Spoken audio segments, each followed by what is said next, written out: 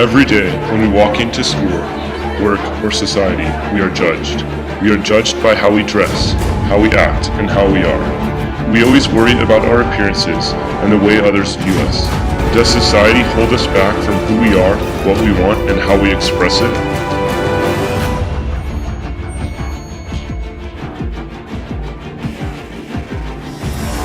All of the assumptions and the judging creates the desire for conformity, along with media and other influences. This creates a relationship where the self is dependent on the other.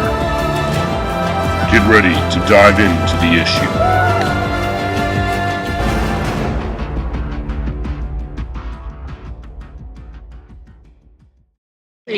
Authenticity, or your true self, is when your actions don't reflect societal constructs and your identity is based on your own perception. Since the day we are born, society's opinions interpolate us and cause us to be someone that we wouldn't be otherwise.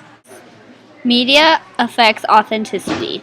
I mean, I'm not saying I played Call of Duty the whole time, because I was playing a lot of solitaire too, and that's pretty fun, but in reality, it was just, me and like 1,000 Playboy models just dancing on the beach, and I'm like, I can't be giving you massages right now, I'm busy skydiving with Jay Beebs and Joe Jonas, and I was like, Lil Wayne introduced us back in '08 when we were riding the Carter 4, and I was like, it's not that easy to do 150 push-ups on an Enzo Ferrari in front of the United Nations without leaving a scratch.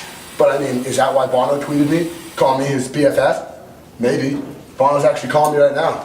What's up, B? 3.6 mil? Not gonna happen.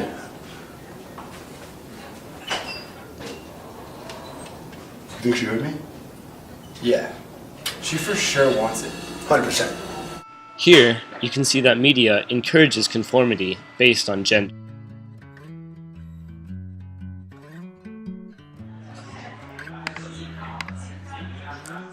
Fear and authenticity are very closely related because the fear of being authentic prevents us from actually being authentic.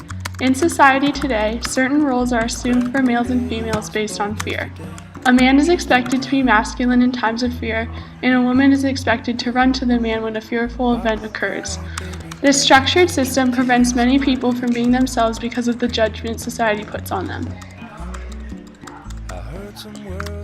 And the fear of being authentic can have disastrous consequences.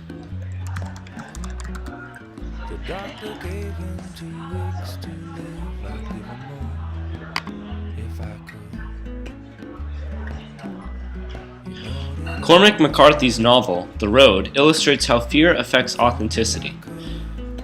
The man and the child feared any other people that they encountered because they may have been cannibals. However, in reality, most of the people were not. This is an example of how a society can change people, and the fear of coming in contact with society can cause unauthentic. Plato's Cave also illustrates how authenticity is related to us and our lives. As we're sitting in the cave, we often get the impression that we are being authentic. However, the world we are experiencing is never really reality. We are stuck in the confines of society, and its influence can affect us. However, we can never truly be authentic because we will always be scared about how we are viewed by the rest of the world, even though we aren't even in contact with the outside of the cave. Yes, of course. Yes, of course. Yes. Because I want to look cool. I would try to suppress that fear because men are supposed to act manly and not scared. Okay. Society makes people afraid of not fitting in, and gender is something that people can belong to, so naturally they want that group to accept them. Here are some examples. When I'm alone in my house, I like to wear my Ugg boots around, but when I go out, I don't want to wear them because I'm afraid society will judge me wrong. Reasons because of gender. It's probably not a gender norm of men to wear Ugg boots, and so society would be scared of that and judge me because of it.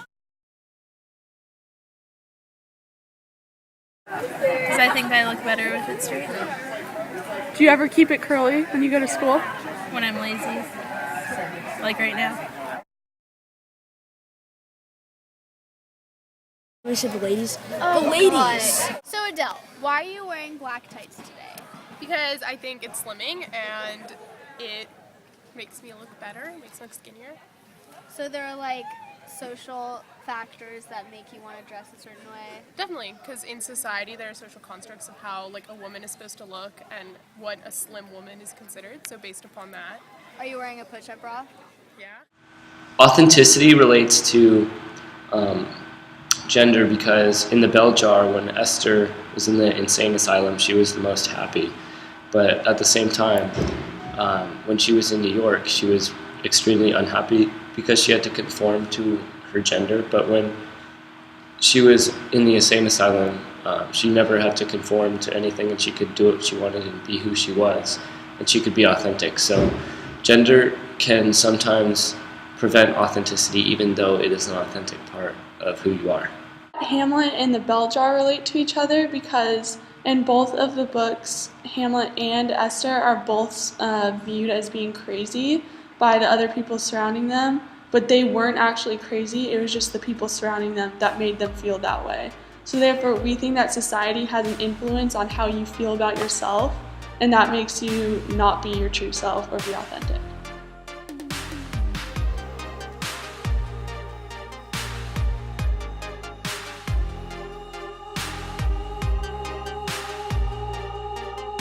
In today's world, we are often left in a dizzying and confusing state. We try to figure out who we are, but we just can't. As people, we are so heavily interpolated by society and all of its influences that we become so confused we don't know really who we are. The way we act, speak, talk, the way we do everything is influenced by our parents, the way we were brought up, our friends, our media. We can never truly be who we are. The only way to do this is to break all the rules and reinvestigate, evaluate, analyze, and most importantly, reflect. When we reflect by ourselves, we can figure out what we believe in. What is authentic about us? Like bricolage, we must take back the power of society and put it in our own hands so we can figure out who we are and what we want and why. We just need to have faith in ourselves and reflect.